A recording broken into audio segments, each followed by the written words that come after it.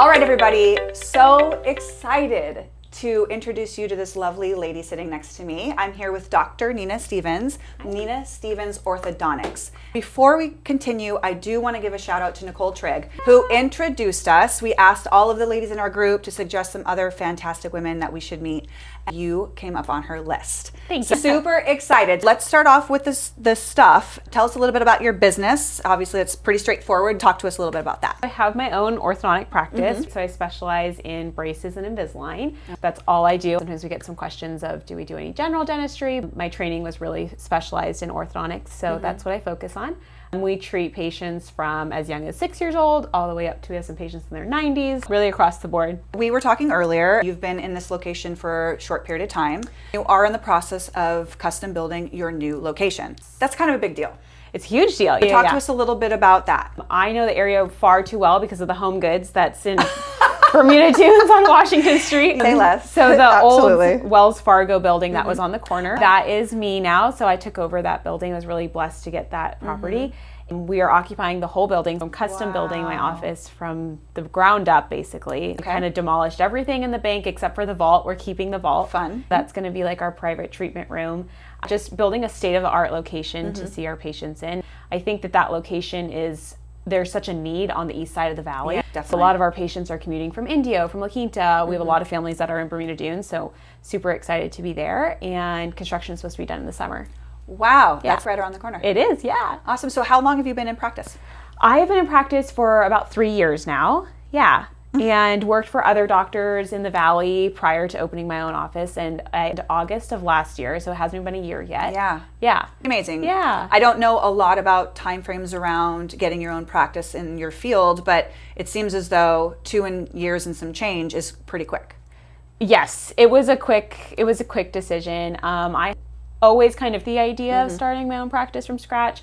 It's a huge undertaking. Yes. My training, I spent 10 years of training to learn how to be an orthodontist. I spent 0 years of training learning how to be a business owner. Oh. So that is new. Yeah. Huge undertaking. And so it's been a huge year of growth for myself and my family. We also welcomed a baby last year. Congratulations. Thank you. So 1-year-old now. Yes, just turned 1. Yeah, and the business is 8 months old. So like, I have 2 babies. yes, exactly, 2 babies. But actually having her was the reason I decided to open my own office. So, Okay. Tell yeah. us a little bit more about that. Yeah, I care so much about the patient experience. From the second the phone is answered to people walking in the door, I think every detail matters. And I thought I was a controlling person before I had a baby. And then I had my daughter and I was like, oh, I'm so much more controlling than I realized I was. So much more now. So I just felt like the things that I was willing to compromise on suddenly became nothing. I just really felt like the only way that I'm able to control the patient experience from A to Z is to do it myself and design it myself. And so it took having my daughter to really make me like take that leap of faith. I really want to be a hands-on mom. I want to be able to have full control over my schedule to say, she's got soccer practice at 2 this day, so we're closed at 2 that day.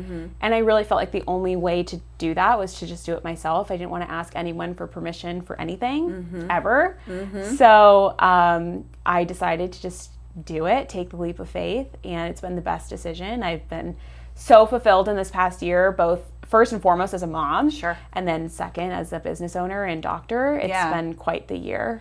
So so obviously a very important hat, but you made a really important distinction: business owner, doctor. That's 2 separate things. Yeah. A lot of training, learning how to do what you do by trade. Now you have to be a business owner, which is when you're going to open your own practice, to have a successful one, you need to be doing all the right things. Right. Where did you look to learn how to do that? Yeah, so a lot of really good friends in the field who are just a few years ahead of me. Some of them are also young moms. I kind of a network of people that have started their practices from scratch. So that was like one of the first places that I went to was just asking other doctors, hey, when you did this, what did you do? And that has been really helpful.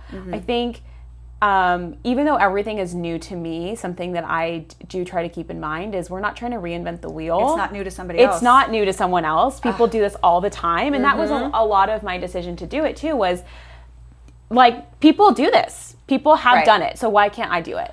Right. Yeah. Yeah. This makes me so excited because that thought process, that mindset is something that not everybody easily attains. Like for a lot of people, you actually have to say like, somebody else did this. Yeah. How can we figure out how to do it by watching what somebody else did? Right. So have that thought for yourself, like that speaks volumes on, you know, what you're going to be able to do Right. because you're just getting started. Yeah. You're just getting started. Yeah. But one of the biggest things that you learned in this process that surprised you. Ooh. I think currently I am learning that I'm really learning into growing into being a leader. And a leader doesn't mean that you do absolutely everything yourself. And that is actually very contrary to, I think, what I formerly thought. Right. I think I formerly thought that in order to be a good doctor and a good business owner, I would do everything myself. And I need to take it all on. And previously we're chatting about like, you know, I have my first team member and that's been like such a journey for me. Yeah. And that has been such an awesome journey that I really feel like I'm stepping into myself as a leader and a business owner. That delegation is like actually a huge weight to be lifted off of my shoulders. And really formative to like kind of build the office and team culture that I'm trying to build. Right. That's a big part, I think, of also wanting to start my own practice of just what does the team that works here kind of feel like? Right. And I think I felt very strongly that starts with like our very first hire. 100%. Yeah. Right. Creating an environment, like as you mentioned, from the time they open the door, from the time they place a phone call to you. Yeah. What does that experience feel like? Right. And important, right? Like everybody has to come to an orthodontist because Right. not everybody needs braces or Invisalign, but sometimes when they do, it's kind of a scary thing. Yeah. Like I can remember going just to the regular dentist as a kid and Yeah. being like, I still hate Yeah. going to the dentist. Yeah. So feeling comfortable from the moment is so important and really a conscious thing that you have to consider. Yeah, and I think that we are, you know, in our practice, we're acutely aware that this is a luxury. Not, you know, people don't die from crooked teeth. No. Right? So choosing to come to us, of course, like there is a lot of like really altering treatments that we can provide people. And in some cases are definitely like a need-based thing. But for the most part, a lot of our patients are really coming from this place of like, this is just a luxury that I have the ability to do this for myself or my family or my children.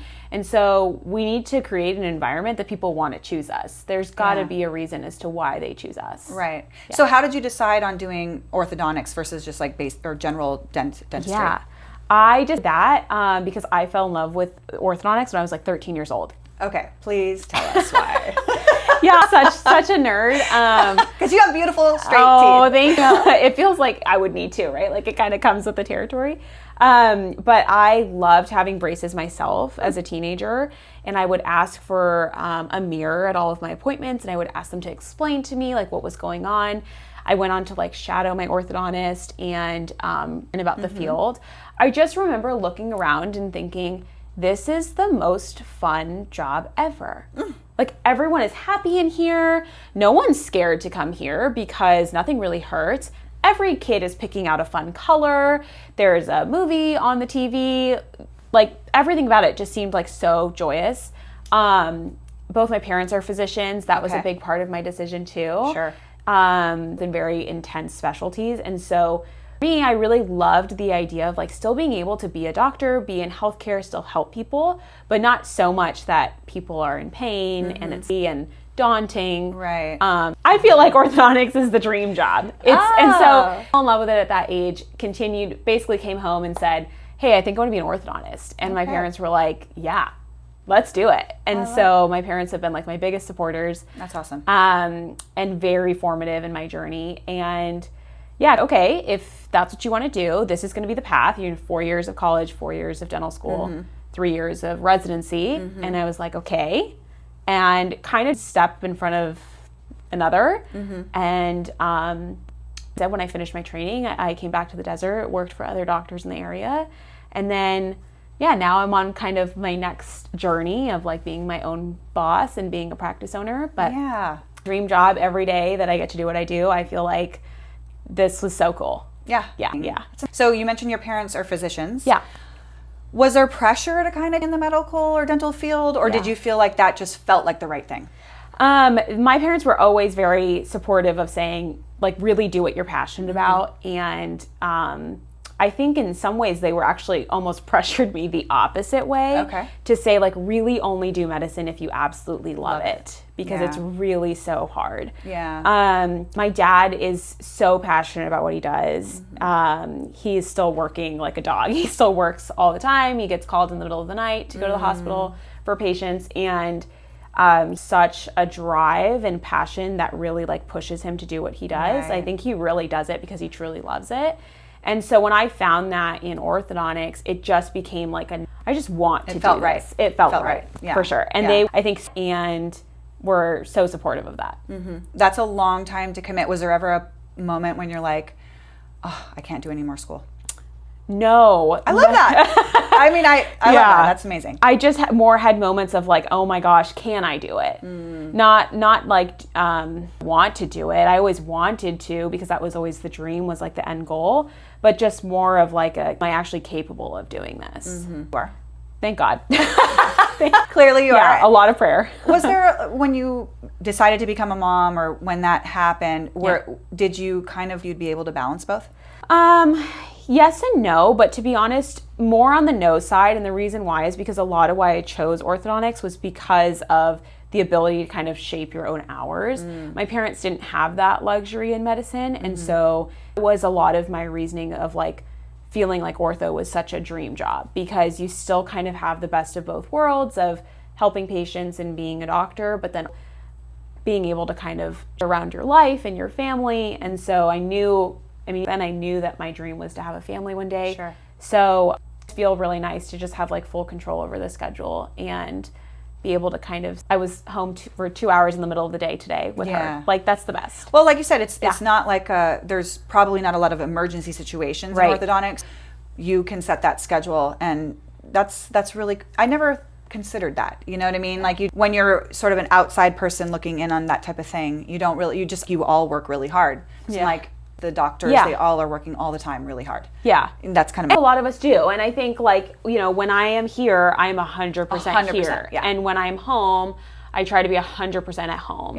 And I think that is really important too, to be able to carve out some boundaries around work. And I'm getting better at that. It's, you know, quite the year of like having my baby on my hip and being on the computer, scheduling patients, whatever it might be. But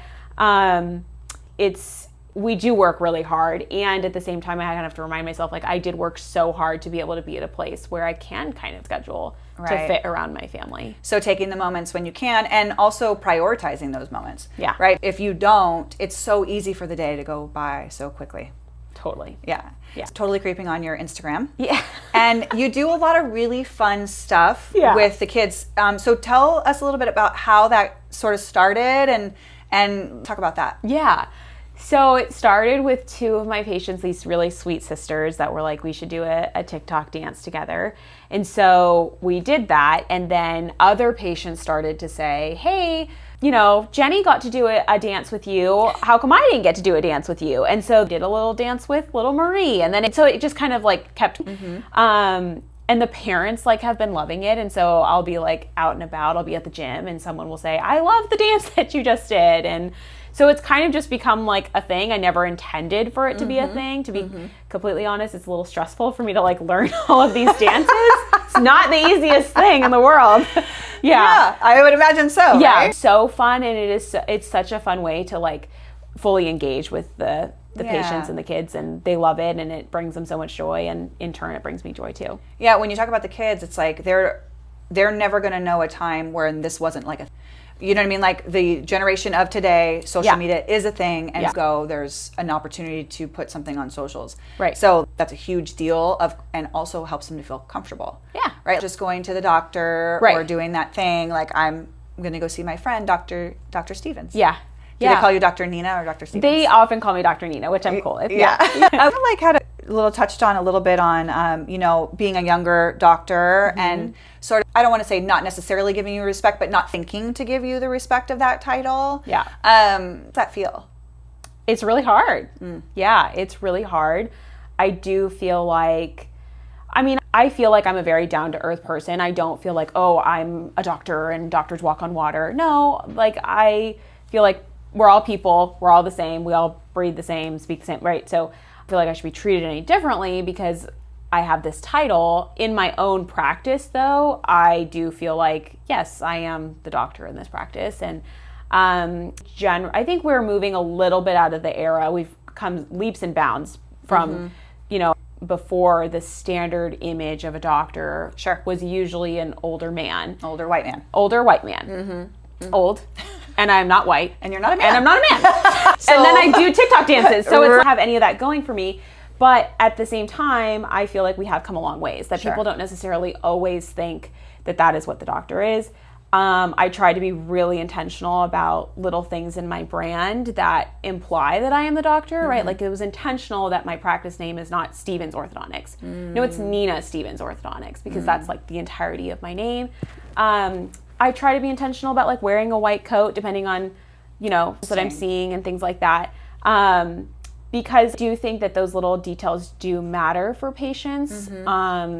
And again, it's not one size fits all. I mean, certain patients that I'm very friendly with, and I'm like, please call me Nina. Or like in the grocery store, I'll be like, oh, hi. Like, you can call me Nina. We're just in the grocery store. Right. Or like, no, I'm going to call you Dr. Stevens. And then other patients that never call me doctor. Throughout the entirety of their treatment, they will always refer to me as Nina, despite being corrected. And that really sucks. There's no other way to say that. That it does feel like, wow, I don't feel respected. And I feel really passionately about what I do. I love what I do, and I hold my degrees and my titles very dearly. I don't think it's really a huge consideration for older white male doctors. Right. Because I'm like having all these thoughts while you're saying that, right? The dropping of the doctor because you're young? Is it dropping of the doctor because you're a woman? Or you're not white? Like, you know what I mean? Like the standard. So is it like as you get older, people will naturally say doctor because maybe you have a little gray hair? Yeah. Right. Never going to be a man. Right. And going to be white. Right. Like an age thing that people feel like you have to be more distinguished. I don't know. Right? I don't think so. I think my mom has been very formative for me in this too. She is a physician and she struggled with this throughout her entire career and she did get old, right? And still struggled with that. So no. So do you think it's like a female thing? I think it is. I think I'm a little bit protected by it just by virtue of, people are coming to see me at my practice. They know that I am the doctor. Yeah. So I do feel like I deal with it a little bit less now that I'm a practice owner than when I worked. Like your name. Yeah.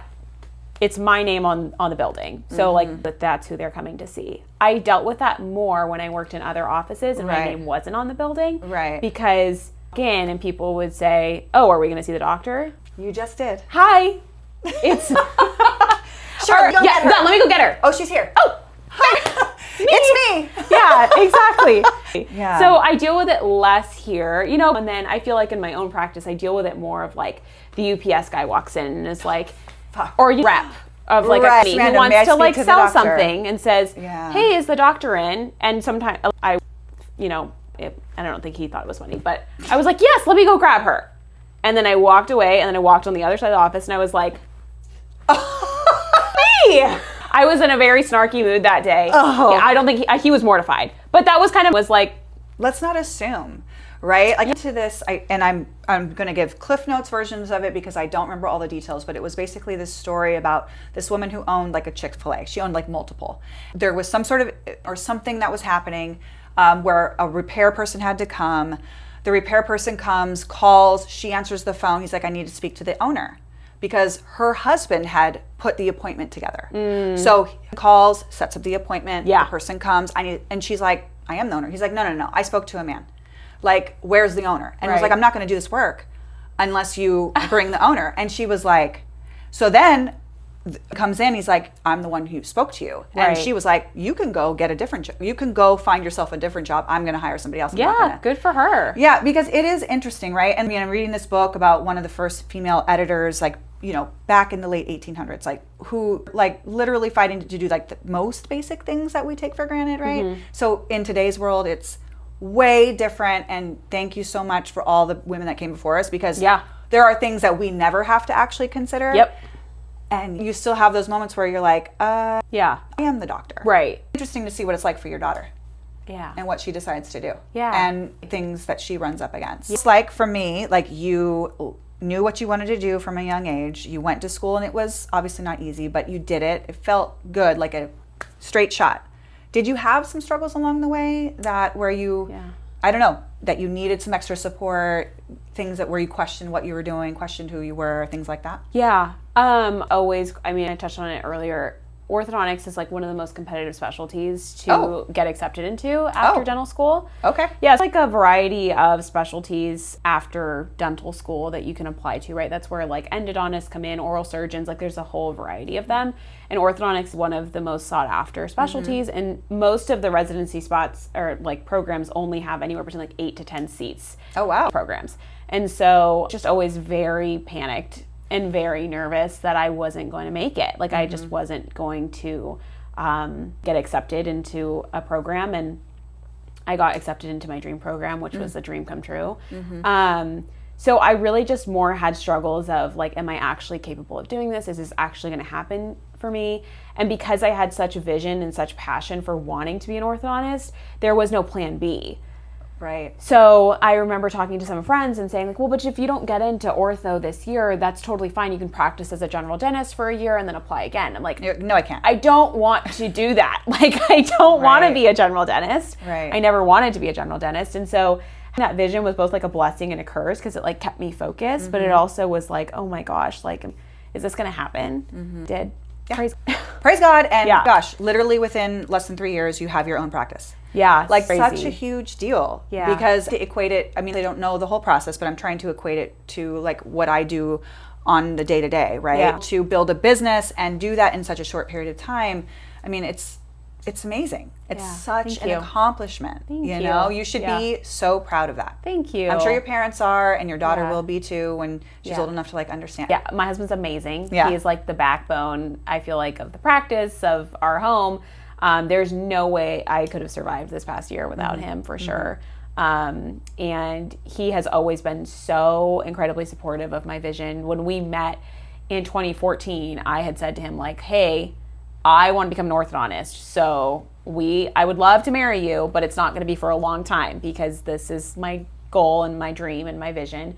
And he tight in there with me and married like 2 weeks after I graduated dental school, right before I started residency, and has been so supportive of me starting my practice and so helpful and hands-on with our daughter. I mean, he really holds it down at home so that I can do what I'm doing. And has just been so understanding of the sacrifice that I think this first year has been, but especially like the years that are coming. This is really like my grind era. And it's my grind era in my business, but also like as a young mom, it feels like we've got a lot of balls in the air. And out of work at 5 p.m. and I go home and I spend an hour with my daughter before she goes to sleep. And then the second she's asleep, my computer's open and I'm working on treatment planning and ordering supplies for the office. I mean, doing all the things that business owners do. And so he often gets the shortest end of the stick because there's not much left in the tank. And he's been so understanding about that. And I think that really takes like a special patient understanding person to be able to deal with that day in and day out. And go on and on about how much I appreciate him. That's awesome. Yeah, he's That's the best. Awesome. Yeah.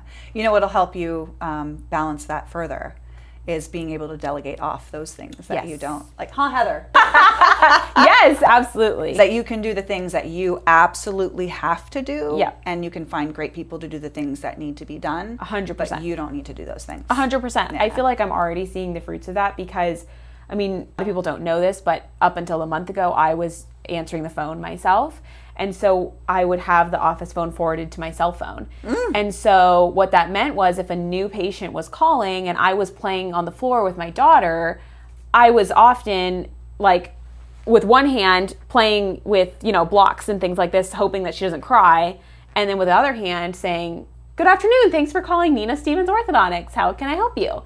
And so I'm home with her and playing with blocks on the floor and I see the phone ring and I see that it's the office phone. I'm like, Heather's got it. How does that feel? Amazing. Like absolutely amazing. And I think that there was like, it's happened multiple times. There was like one incident in particular though, where it was just a very chaotic morning. Patients walking in, phones ringing, everything happening all at once. And Heather just totally held it down. And she got off the phone and I looked at her and I was like, thank you so much. Like, I am so grateful. I could have never envisioned that I wouldn't be handling all of those things. So it feels amazing. Yeah. Yeah, it's amazing. First and foremost, like as a mom, that I can be like fully present with my daughter when I am with her. Because being divided in the past year has been really hard. Yeah. But it feels amazing as a business owner too, to be like, I'm really building a team of people that I can really trust and really can execute like the vision that I have for my practice. And that's freeing. Like I don't have to do it all by myself. Yeah. Yeah. He really achieves great success alone. Right. Yeah. You know what I mean? Amazing. Yeah. So I love her. We're keeping you, Heather. Yeah. You're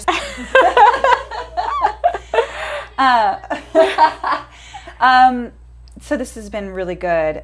Is there anything that you would like to say to anybody watching this that is in some sort of in their life, they might need to hear it? I don't know. Yeah, I think I feel like my story is really just like proof like you really can. Like when you think that you can't, you really can. Because a lot of people had said to me, oh, you just had a baby, like maybe this isn't the time to do this. Or are you gonna juggle that?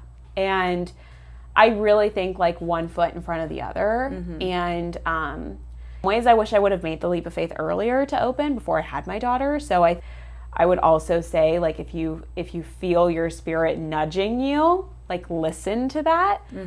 Until I had those nudges until I was like in the delivery room with my daughter, that I was like, oh, okay, which is enough for me to actually do something. Right. Yeah. Well, there are oftentimes we can be thinking about it, but like opportunity, but almost it's not really needed or important. Yeah. Until it happens, until you have your little girl and you're like, this is the most important thing. Yep. And being able to control that. Yep. So it's been really nice meeting you. Yeah, and thank you so much. Really this appreciate was so nice. Are you taking new patients? Yes. Okay. How would somebody contact you to be your patient? Yeah. They would call Heather. So many ways.